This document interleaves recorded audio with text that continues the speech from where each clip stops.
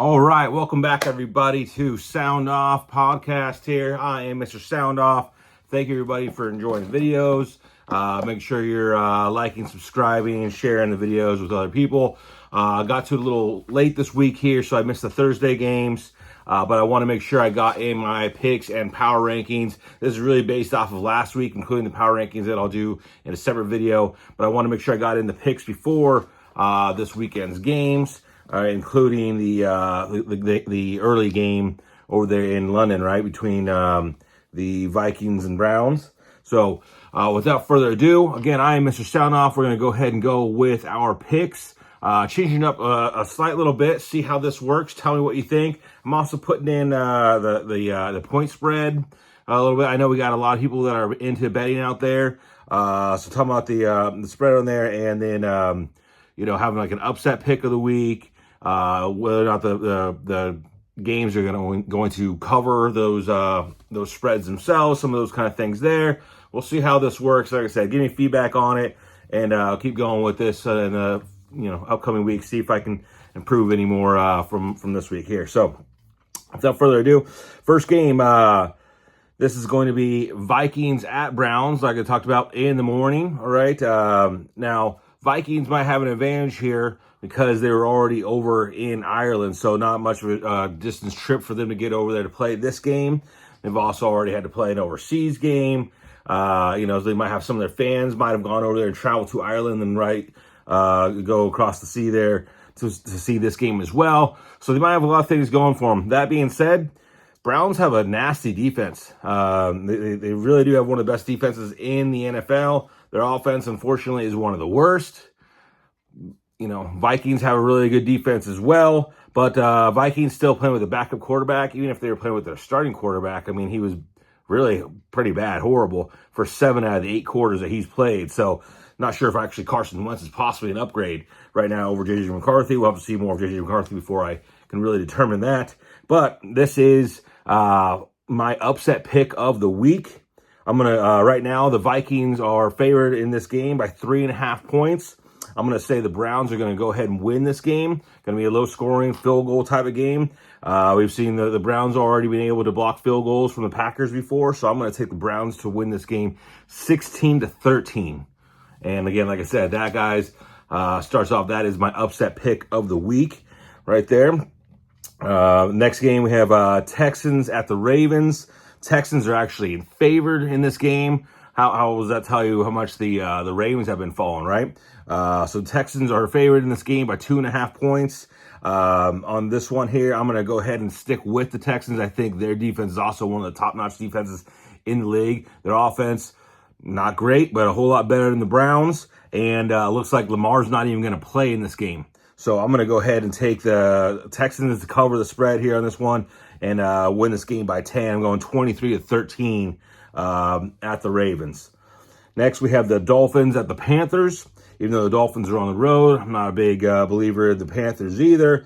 The spread's only 1.5 points, so not big there. I know they just lost Tyreek Hill in their last game, but I still think the Dolphins have enough firepower on offense. I still think the Panthers don't really have, I guess, kind of enough at anywhere. Tyreek Millen looks pretty good at wide receiver, but they don't really have enough on defense or on offense. Bryce Young, looks like he can still be a turnover machine itself there.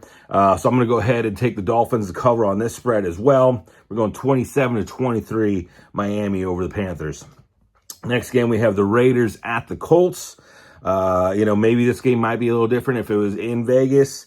I'm not sure how much Vegas is a home field advantage, considering everyone loves to go there when their team's playing there. I mean, it's I would love to go there with my team playing there. So I do think the Raiders have one of the best fan bases in all the NFL. It's just that all the other teams love to go to Vegas to watch their team play as well. Anyways, Colts, you hung in there way better than I thought you would last week. Almost pulled out that game versus the Rams. I'm still not ready to say the Colts are like a Super Bowl contender or something like that. But as far as being a real playoff contender, as far as being a real contender in the AFC, yeah, I'll go ahead and say they're there with that. Also, again, this game is on the road for the Raiders. Geno Smith has been having a horrible start to his season. The spread on this one is 6.5. and I actually think the Colts are going to cover this as well. I'm going to go with the Colts to win this game 30-20 and take this game by 10 points and cover that spread.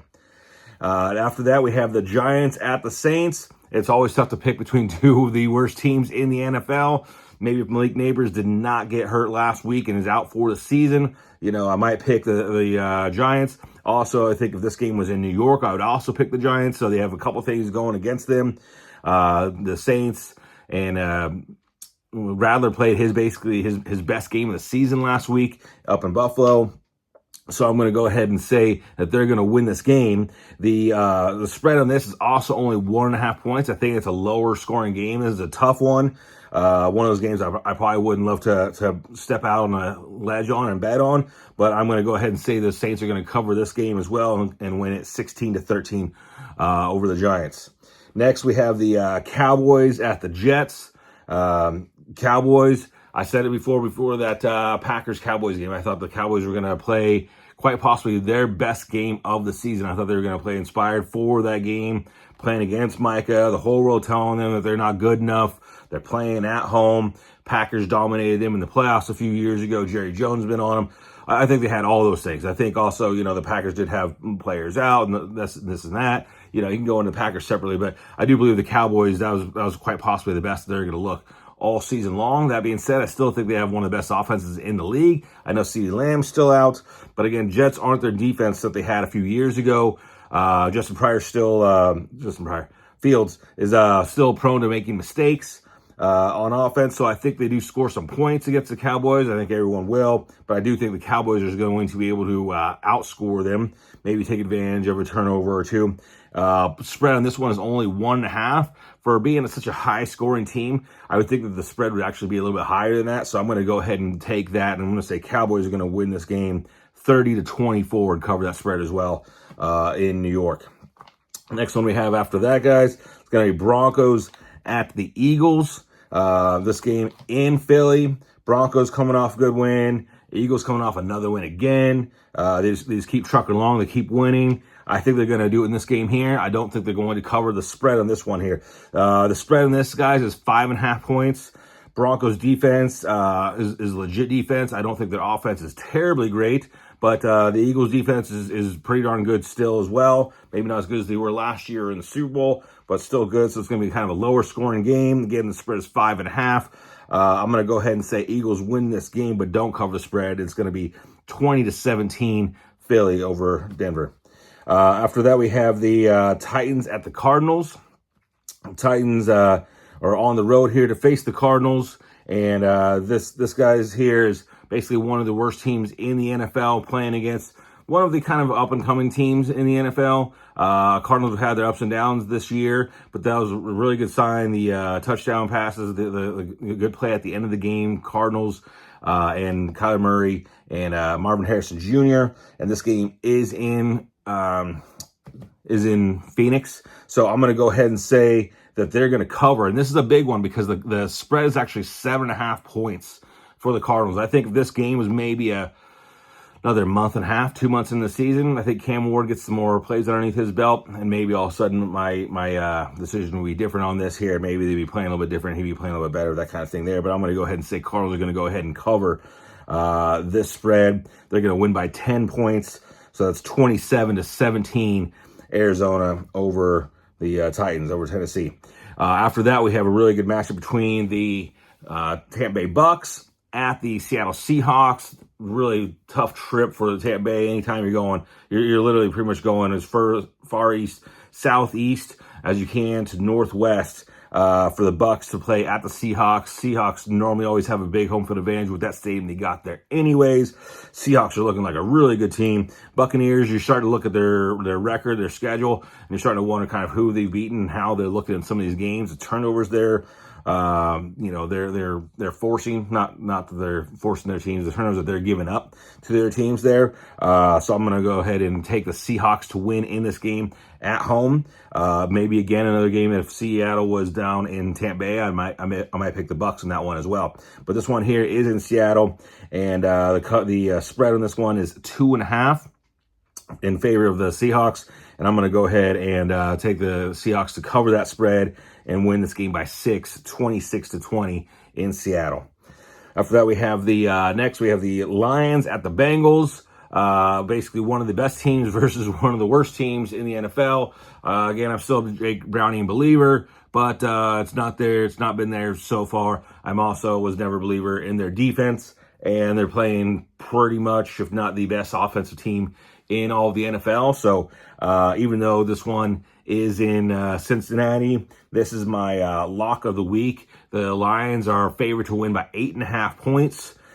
I think they're going to win by quite a bit more than that. I'm going for the Lions to beat the Bengals here by 20 points in this game. The Bengals put up a little bit more of a fight on offense. Get their offense going a little bit more.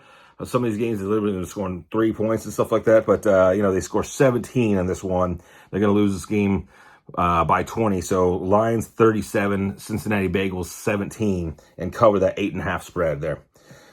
Next one here is we have the Commanders at the Chargers. Here's a tough one with Chargers just coming off a loss. They're also pretty banged up. They got both their offensive tackles out for this game.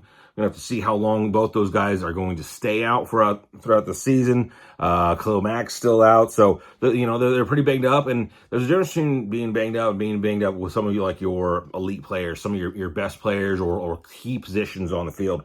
Chargers are kind of that right now.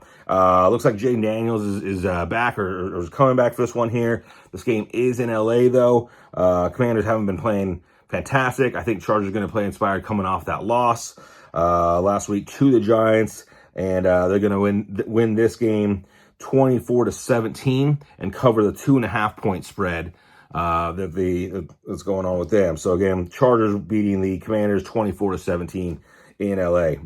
Next, we have the Patriots at the Bills. Patriots coming off a big win last week. Bills coming off another win, beating the Saints. Again, maybe the Saints actually look the best they've looked all week or all season last week versus the Bills, but they still beat them pretty handily in that game. Patriots, again, came off a really great win. I've been saying it all year long. I think the Patriots are going to keep rising. They have the most free agents out of any of the teams in the NFL. They also have this, I keep saying, 1.2, 1.5, 1.5 version of his rookie season for Drake Mason. He didn't start last year. So I think he's going to keep getting better and better throughout the year. Stefon Diggs is another one of those guys that they brought over. So, you have to have some time for those connections to work out. I don't think it's going to work out in as far as a win in this game, but the spread is 8.5 points in favor of the Bills. And I'm going to say that they do not cover this spread. And I'm going to go Bills winning this game 30-24. So it's a 6-point victory for the Bills. Again, taking the Bills to win the game, but not covering that spread there. And then our final Monday night game of the week, we have the Chiefs at the Jaguars. Jaguars coming off a great victory over the 49ers last week. 49ers been looking pretty banged up, obviously. They pulled out a great win last night, Thursday night, versus the Rams.